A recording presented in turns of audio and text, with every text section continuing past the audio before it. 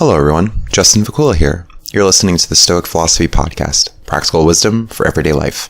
Today's episode features special guest Dave Guererri, who will talk with me about parallels between Stoic philosophy and Dungeons and Dragons, lessons we can learn from gaming, benefits of social interaction, and the value of worthwhile entertainment. Visit my website at justinvacula.com, where you can find links to my social media portals and see past content on SoundCloud, YouTube, iTunes, or Stitcher. Support my work by becoming a monthly supporter on Patreon or by making a PayPal donation. See the donate tab on my website. Share, comment, like, subscribe, and leave a review. I really appreciate your support and feedback, which helps me grow my audience and keeps this project going. Dave Guererri is a retired technology education teacher, golfer, and gamer, married to wife Linda, with a stepdaughter, son-in-law, and a grandson. He spends way too much time doing things other than gaming. Dave has been playing D&D and Greyhawk since the summer of 1980 and became involved with the Role-Playing Game Association's Living Greyhawk campaign in 1999 to 2000 as Prime Minister of the Regulators, one of the premier gaming groups of LG. He was a Keoland triad member from 2005 until the end of the campaign, and a Living Forgotten Realms admin for some time as well. He's the founder and administrator of Greyhawk Reborn, the longest-running 5th edition D&D living campaign. Enjoy the conversation. Thanks for joining me today. Happy to. Looking forward to this, Justin. All right, so we're going to be talking about Dungeons and Dragons today, a different topic on the podcast. Can you explain the basics of D&D for listeners who might be unfamiliar? Sure,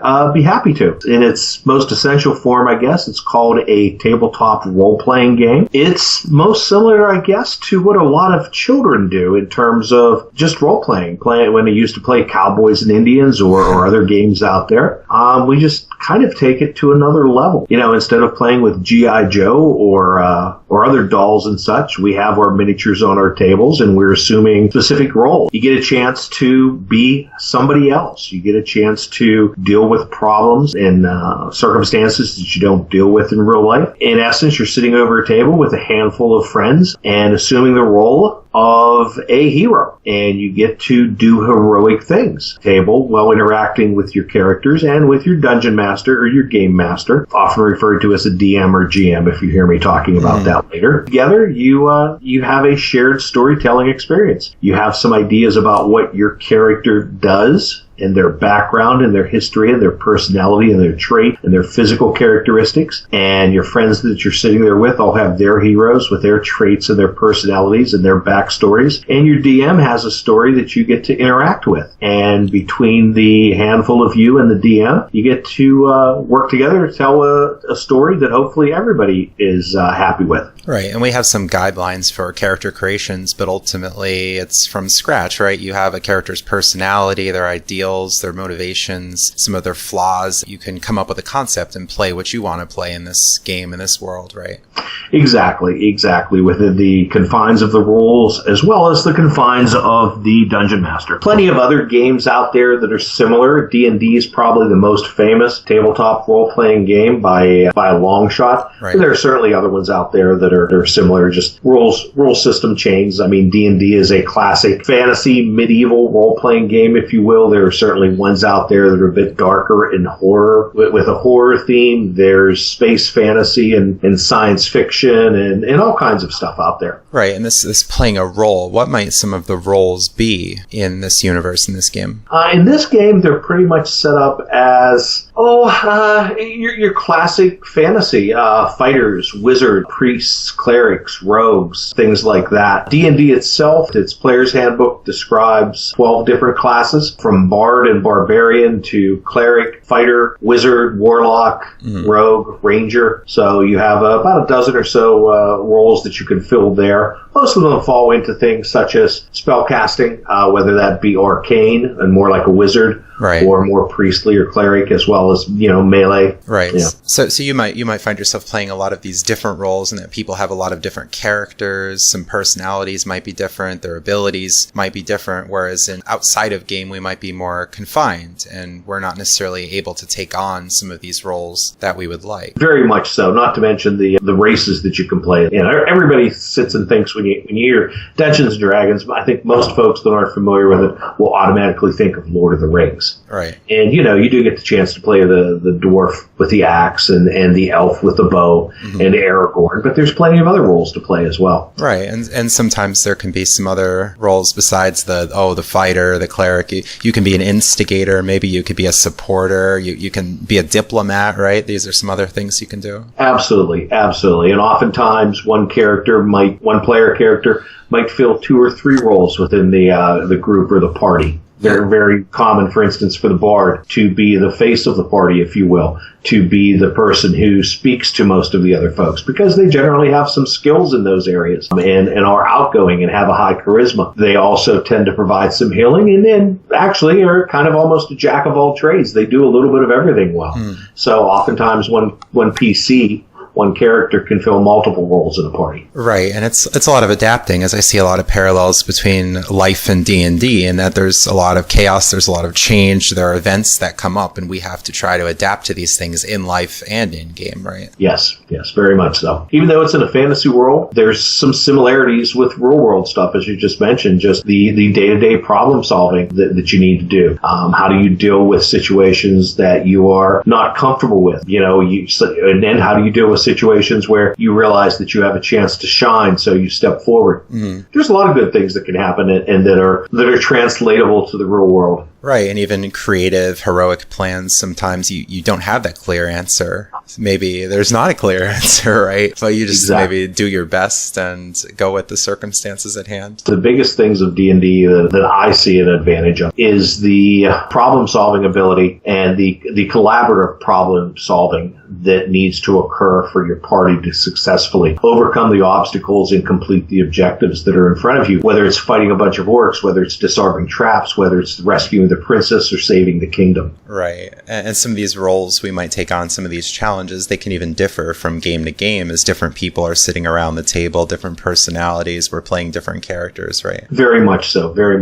One person, I myself have probably getting close to 2 handfuls of characters in the current campaign that I'm in. Everybody always fills different roles. I do find that over time, certain people, for the most part, tend to gravitate towards certain types of roles. And I think a lot of it's dependent upon their real life situations, their personalities, and their personal traits. Oftentimes they're drawn to, it's kind of like a dichotomy of it. Some folks are drawn to play characters that are very similar to themselves, to their strengths and weaknesses. Other ones tend to go to the exact opposite of what their personality is and their traits. And I think that's just logical. Some folks are very, very comfortable in their own skin and have a familiarity with it and a comfort level, while others want to go to places and do things that they can't do. Right. I find that interesting. A lot of options, and maybe people find themselves in novel situations. Oh, I already have these 2 characters that I like to play, and now I just want to play something different, and you learn and maybe adapt and play to that. Yeah. Expand. Yep. Yeah. And talking about taking on roles, you've actually taken on a role as the administrator of this campaign that we played together, Greyhawk Reborn. Can you talk a little bit about that? Sure. To talk a little bit about it, I guess we got to talk about where it came from. And the concept itself goes back to what was called a shared world campaign. For those of you unfamiliar with D&D, which is, I think, some of the folks we're talking to here, you get together every so often with a group of friends and you have this shared world experience, and you sit down for a couple of hours at a table and you go through this adventure.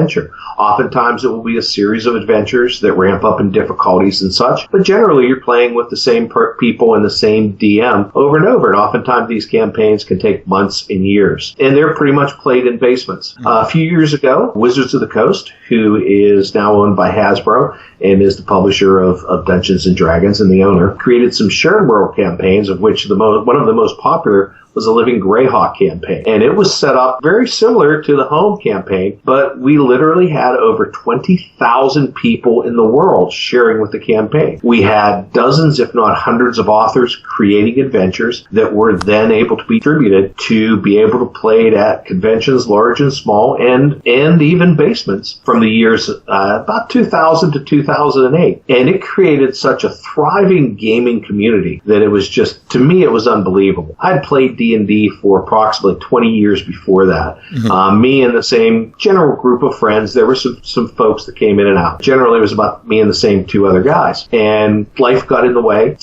Families and jobs and time and distance often separated us. And what this living campaign created as a shared world with over 20,000 players was an opportunity to not have to rely on one DM or a handful of people. So you could take this character that you created and go different places and go to conventions and go to fire halls and wherever, and hotels and wherever else things were being played. And it created a tremendous community amongst the gamers. I met so many people in those 8 years that I now consider great friends, not just through gaming, but as great friends. I became so much better as a gamer, both as a player and as a DM, but most importantly as a person. And the Living Greyhawk campaign kind of fostered the gaming community coming together. When it ended, D&D went another way with another type of campaign that, for whatever reason, it didn't have as much need to bring gamers together. And I kind of felt a vacuum there. I felt a void after a few years. So I decided to get some like-minded folks together, and we decided to create our own little shared world campaign, basically to bring some folks together and bring that gaming community together. I figure when you're involved in something, whatever it is, whether it's a gaming community, whether it's sports, whether it's any type of activities you have, the more you can bring like-minded people together, the better it is for the activity that you're doing and the community and the people as a whole. So that's really why we started Greyhawk Reborn as a shared world campaign, to bring gamers back together, to give them a reason to get together and do what they do. Right. And it provides a social good, as you're saying, that leisure, that entertainment, as people can just take a break and still be intellectually engaged, be pro-social rather than this stereotypical idea of, oh, you're just locked up in your room drinking soda and playing computer games, right? This is a lot different. Absolutely. Absolutely. I've been playing for, we'll be going on 40 years here soon. And, when I started, and a lot of D&D, if you go back to the 1980s, it was a nerd thing. It was a geek thing. And those were the folks playing D&D. They were playing in their basements. They had, what I like to call good bartend. They didn't get outside too much often. And there was the sense of these were the loners. But you know what? You're sitting there in that basement. You're interacting with other folks. You're collaborative problem solving. You're working together to tell a story. There's not much higher level activities you can do as a collaborative group working together on those type of goals. And now with the preponderance of people focusing on their cell phones, playing on their computers at home, D&D, as well as other tabletop games, have now become a very valuable social activity. And it is a way, instead of keeping people in their basements, being kind of locked in there with that group, of coming together and being a social activity to bring people together. Right. It's interesting how in about 30 years it has kind of completely flipped how it's perceived. Right. And it's a challenging thing too. It's a collaborative effort where all people are coming together, not just as solo activities. So you get that social interaction with the leisure as well. I just recently retired as an educator, and I'm sure this happens in every walk of life anymore. But, the past 15 years, we've gone through various stages of team building activities. And I've always thought, they mostly seem to be useless to anybody but the management and the people that are presenting. They don't have any real world application, absolutely, to what we do. And the thing is, with D&D, even though you're dealing with a fantasy world, it's amazing the ability to work together with others, to brainstorm, to come up with ideas,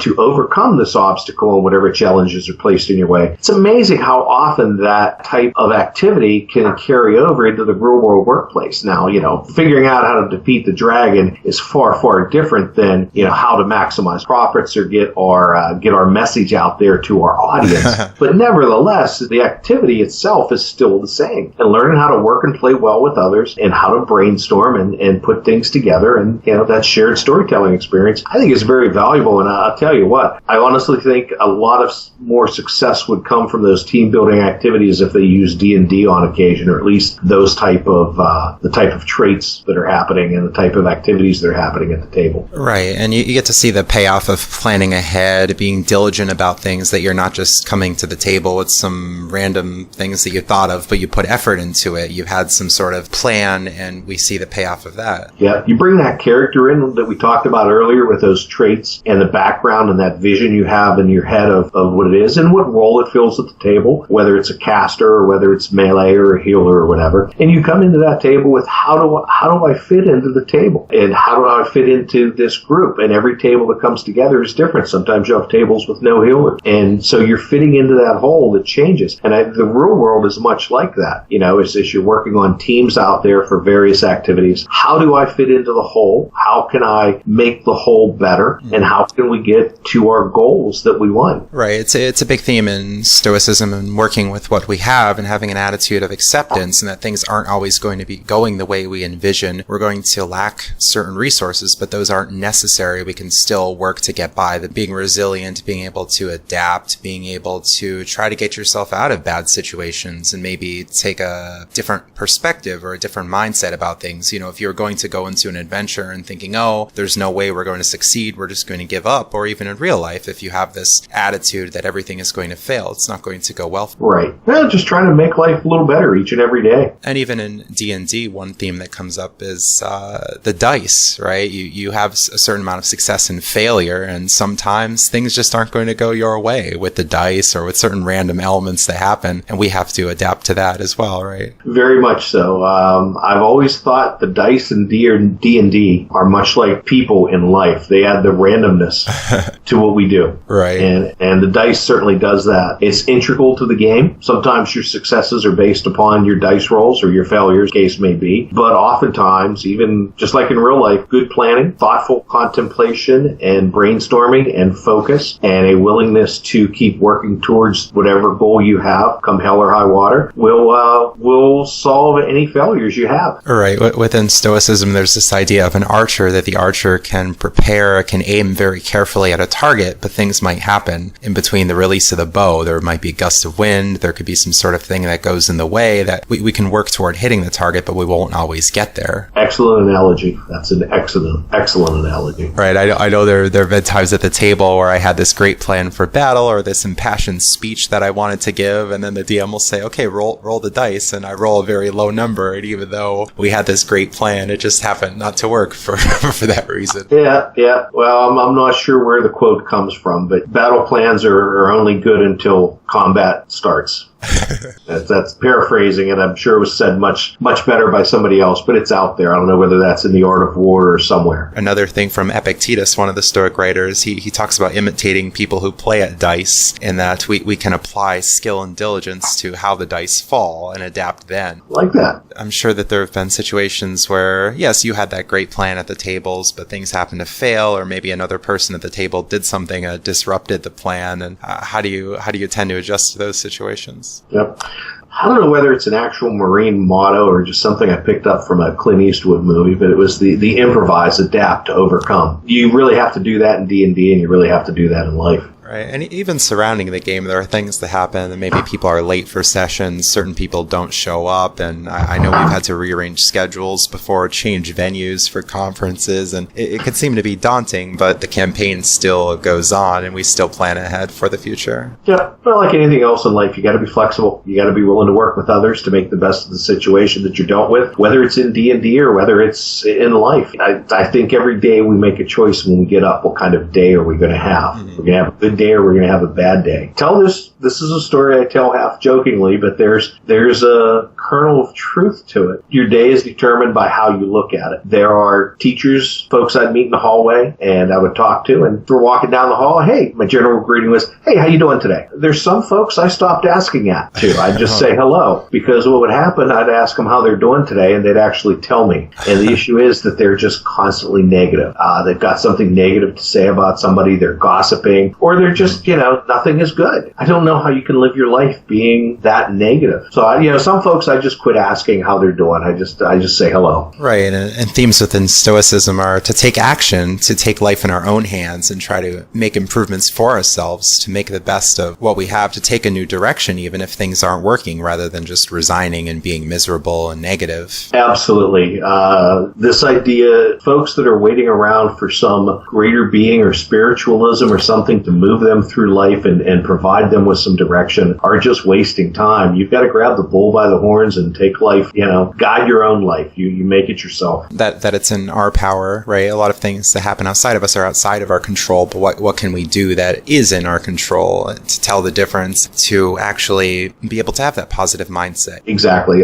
There's many things in our lives that are out of our control, but we ultimately, even those things that are out of our control, we can control how we react. Very Stoic theme there. And you're listening to the Stoic Philosophy Podcast. I'm here with Dave Guererri talking about Dungeons and Dragons and its applications to life. I have another question here. There's this element of gratitude also, I think, that comes up in D&D, and that, yes, sometimes the best plans will fail, but we still have a lot going for us, right? Absolutely. You mean in like D&D? Oh, in the table, outside of the tables, there just happens to be one negative thing, something about a game or life that we don't like. Perhaps we can take an attitude of gratitude and reflect on the positives that we have. Well, absolutely. You just can't dwell on it, whether it's in life or whether it's in D&D, and you roll that one, on a critical save.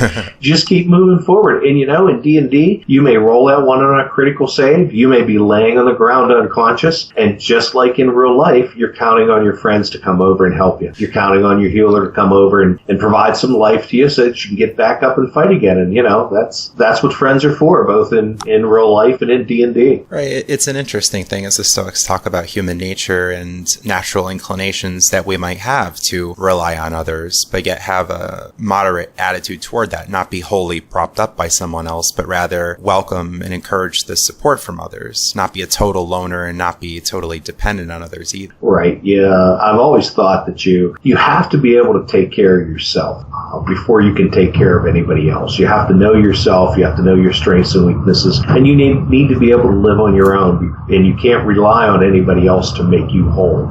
I think it's the same thing in D&D. Now, so much of this we're talking about really keeps coming back to, and I use the word collaborative. So much of it is, it's not relying on other people for anything, whether it's your happiness or work or direction or whatever. It's working with others together to get to the goals that you have. They may not even share goals, but oftentimes you can work together and you have to walk along the road together for a while, moving forward to get where you want to be. And then those roads, the paths will diverge at times. Well, It's that collaboration that has to happen between people to make life better for everybody. If our politicians in Washington could forget for a while that they're Democrats or Republicans and just start dealing with the problems of people instead of their party lines, we would be moving this country forward a lot faster. But a lot of strife. And it's interesting, in D&D there are common goals, right? You'll have these adventurers or even these people in real life who've never met each other, but yet you come and you work toward a common goal. And of course there will be differences here and there, but if there's some shared goal, we could generally get along pretty well. Very much so. And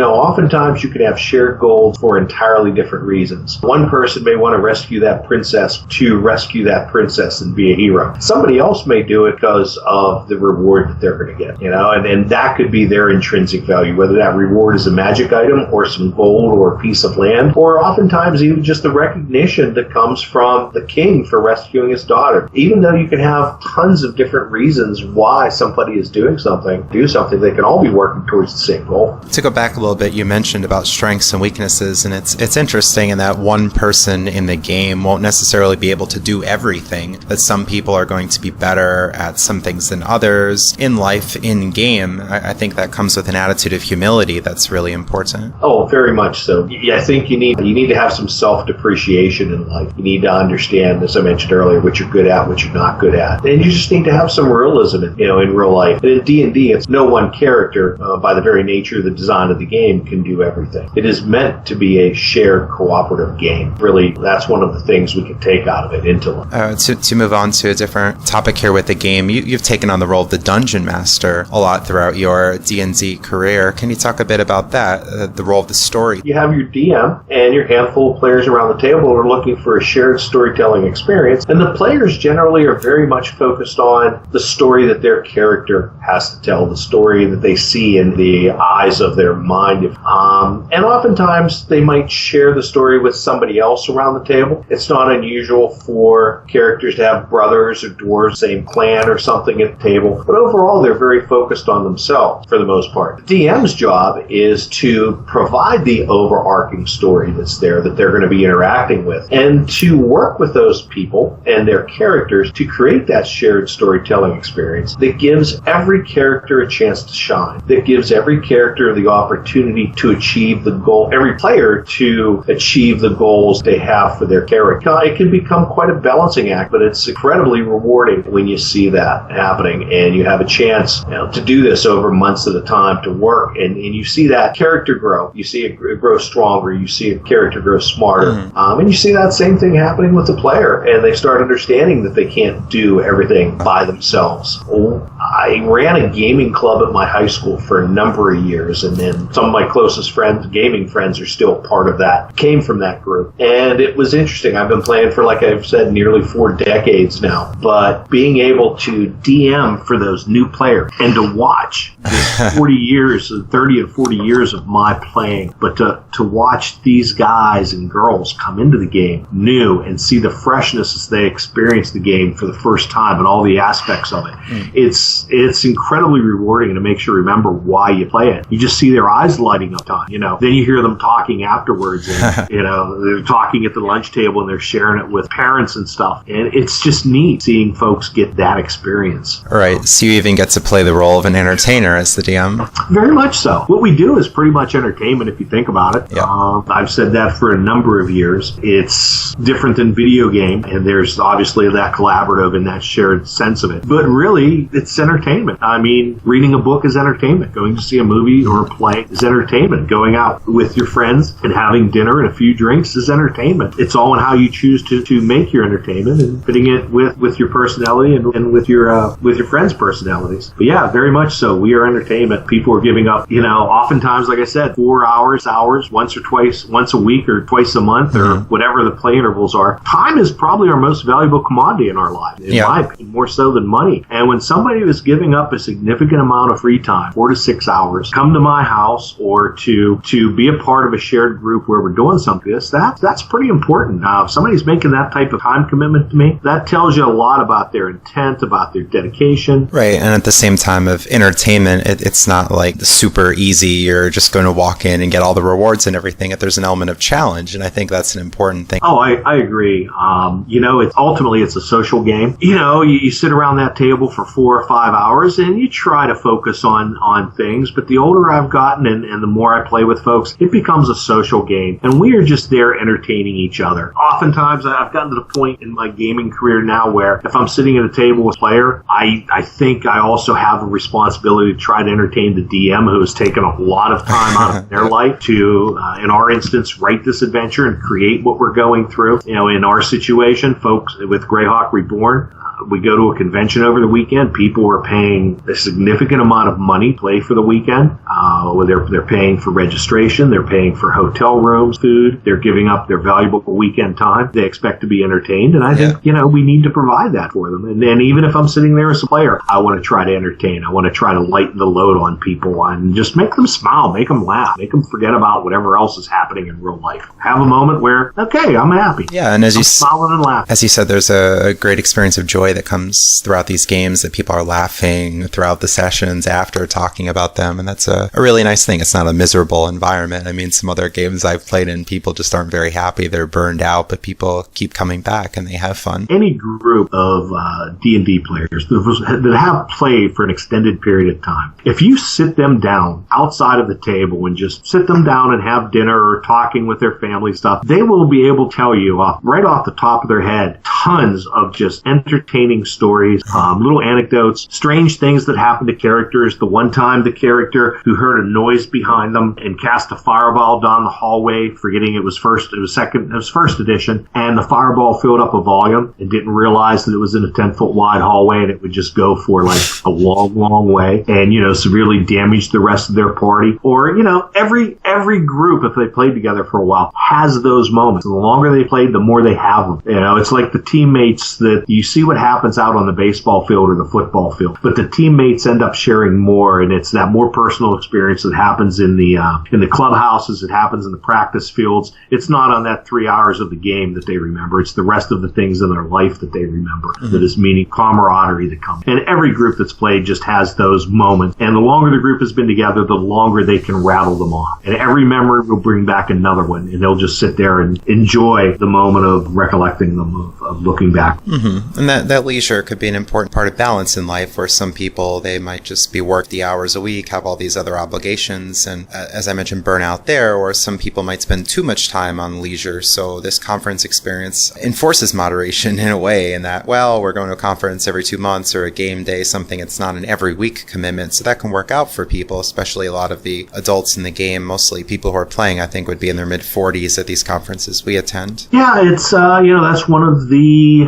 advantages of the shared world campaign. As life gets busy and people are working longer hours and families are involved and people's priorities change over life. I mean, when you're in high school and you're in college and you're focusing on your studies and you have lots of other time in your life, you have no other priorities other than that. D&D and any other activity can be much more focused because you get out there, you get jobs, you still have your family at home. Oftentimes people are working another job. They have other priorities, whether it's other hobbies that they have to release some stress and such. Things can slide. And I think the Living Style campaign is a wonderful way for people to jump in and play when it's convenient, opposed to not being able to make that commitment of every week or every other week. Many gaming groups I've talked to, they start out very young, playing in high school or even at middle school, junior high, and they're playing regularly until they go to college. They go to college, find another group of folks to play with, they get out, and they're playing pretty regularly until they're about 30. And then life just gets in the way, and they find that it's difficult to make that commitment. They start being unable to attend a session or two, or they start coming in late, and pretty soon they're not attending at all because they just can't make that regular commitment every week. But they can walk into something like Greyhawk Reborn, play when it's convenient for them, and they don't have to rely on the same 5 or 6 people around the table or the same DM all the time. Right, so you could have new people coming into the fold as well. As the campaign thrives, some new people come in, some people go out, maybe take breaks. Although I think it can be a bit intimidating for new players. What would be some of your thoughts on that? People who've never played D&D before coming into the fold. It certainly can. There can be a cliquishness to it, just like there can be in anything in life, in any aspect of life, I guess, any group. I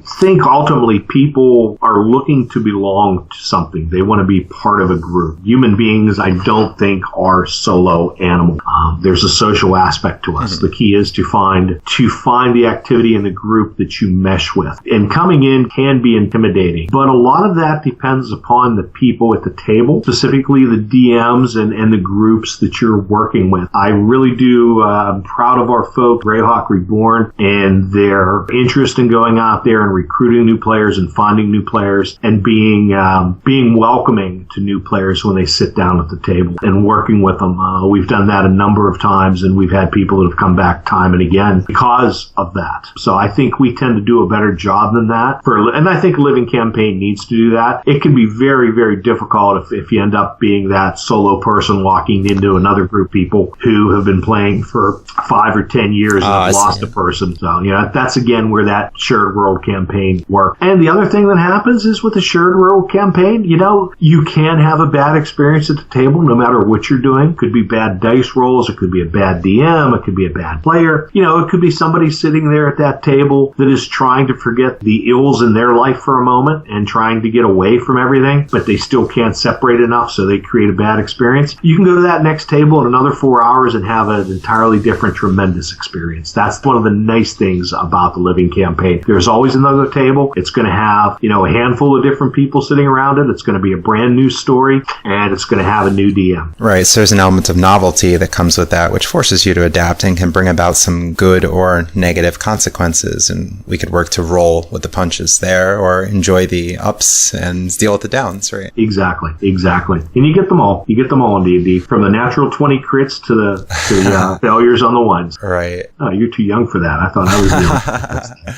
The game parallels life in a way in that, well, it might be hard getting used to it. There might be a steep learning curve in the beginning, but as we play, we get more familiar, we adapt, we adjust, we learn more. And even today, it's interesting as maybe I've been playing for so many years since high school now, and I'm about 30, and I'm still learning new things in the game. People are giving me suggestions. I see things that other people do in game, and I think I improve with each game I play. And that's a wonderful thing rather than thinking, oh, I have all the answers, that I'm still learning. Learning comes about in this game so much. Oh, very much so. Very much so. Everybody can teach you something. You just got to be willing to look for it. Every day you should look at improving yourself. We're on our 5th iteration of Dungeons and Dragons, being the 5th edition. I've played them all. I'm still learning. 5e rules have been out for almost 5 years now as playtest. It'll be 5 years in a couple of months. And there's still things I'm learning I didn't know in the rules, or rules that I thought worked one way because this is the way they've always worked before. And as I dig into the rule book and I start reading some of the text in there, I realize it doesn't work that way anymore. Right. And then occasionally different elements will be thrown into the game, like new books will come out, new class options. And even though you can think, oh, well, I have everything set, this works, and oh, there's this new element, how can I work with this? How could this be good for my character? Could this be an interesting thing for the DM to add to a game? Exactly. So is that a constant change? Yep. Thankfully not as constant as it used to be in other editions. The books are quite a lot less frequent. It's a wonderful game. I've spent, like I said, nearly 4 decades playing. I've been involved at all levels from, first 20 years of basically just playing some D&D with a kind of a core group of folks and some other folks that were led on from, back home where I grew up in Western PA with a great group of folks there, to playing some at college and playing with revolving groups of students as a teacher in the gaming club, and then getting involved in Living Greyhawk, and ended up being a triad member there, which was an admin for Keoland. I was also involved as an admin administrator for the Living Forgotten Realms in 4E. Right. Until, creating what we have here to try to just be an advocate for gaming. Right. Great. Okay. Anything else that you would like to add, a pitch for people to join the campaign? I'm obviously very biased, but I think we definitely have the longest running 5e campaign. I think we have the best 5e campaign because we are focused on storytelling. We realized early on through all of our experiences we were creating this, we talked about what Greyhawk Reborn, what we wanted it to be, and we wanted it to be a shared storytelling experience. Through our other campaigns that we've played and we've been involved in, we have found many of them just become not much more beyond a board game. You have your miniatures on a grid and you're moving them through, and it becomes, the board game itself becomes solving the combat situations. Right. And that there is an aspect to the game that is that, and that there's a lot of fun and entertainment to be had in there. But that's not all it should be. There's exploration involved with it. There's the role-playing. There's the shared storytelling experience, and the entertainment value comes with it. But we really wanted to focus on the story. We felt that there wasn't any other living campaigns doing that. And, if you're a storyteller, I think all of our players are, or most of our players, they're looking to tell the story of their character and have it happen within the context of a greater story. And that's what we're doing. Come out and give it a shot. 5e is a wonderful game to play. There's, to me, just a perfect mix of simplicity and complexity to it. It's just at the sweet spot between those two. It's a lot of fun. I've met so many great people that I now consider friends through sitting down at this game. Come out and give it a shot. Great. And I'll have more information in the show notes. Can you also tell listeners where they can find out about the campaign online? Absolutely. One of our primary resources is our Greyhawk Reborn website at greyhawkreborn.net. We also have on Facebook, we have a Greyhawk Reborn group and a Greyhawk Reborn page. We have a Yahoo group. We have a Twitter and Instagram with it. We're trying to work more with social media. So there's a lot of information out there that you can find. We also will be at a number of events coming up. We actually play primarily in the mid-Atlantic states. We've had games and have upcoming games planned in Maryland, in Virginia, in D.C., and Pennsylvania, central Pennsylvania, in the Gettysburg-Harrisburg area, as well as in the Scranton area, as well as northern New Jersey. So just in the first quarter of the year, on New Year's Day, we're kicking off the year with a game day in Salisbury, Maryland, on the Eastern Shore. That's 2018. And that's 2018. On Martin Luther King's birthday weekend, we will be running GHR at Gamers of Winter in Harrisburg, PA. We will be running in Morristown, New Jersey on February February 22nd through 25th. And we will also be in Frederick, Maryland, March 23rd through 25th at an event called BFG Con. We're really excited about that. It's the inaugural con for them, and we're excited about working with them. And then we will also be at one of our biggest attended events and two of our keystone events for the year, MEPACon Spring, coming up here in April, late April. Between all of these places, we have over 20 rounds of new adventures premiering. Very good. So we're very excited about 2018. We are approaching our 6th anniversary, I guess it would be. We're approaching 5 complete years of doing this, and we're having a whole lot of fun, and we're going to keep doing it. So come on out and let us entertain you. Yes. All right, very good. And that's greyhawkreborn.net. Yep. All right. Any closing thoughts? Anything else you'd like to mention? Justin, thanks for having me on. Thank you very much. I would like to wish you and your listeners a Merry Christmas, Happy Holidays, everybody a happy and healthy 2018. All right, very good. And see you at the D&D tables. Yep, won't be long. Won't be long, Justin. Visit my website at justinvacula.com, where you can find links to my social media portals and see past content on SoundCloud, YouTube, iTunes, or Stitcher. Support my work by becoming a monthly supporter on Patreon or by making a PayPal donation. See the Donate tab on my website. Share, comment, like, subscribe, and leave a review. I really appreciate your support and feedback, which helps me grow my audience and keeps this project going. You've been listening to the Stoic Philosophy Podcast, practical wisdom for everyday life. Have a great day and stay tuned for more content.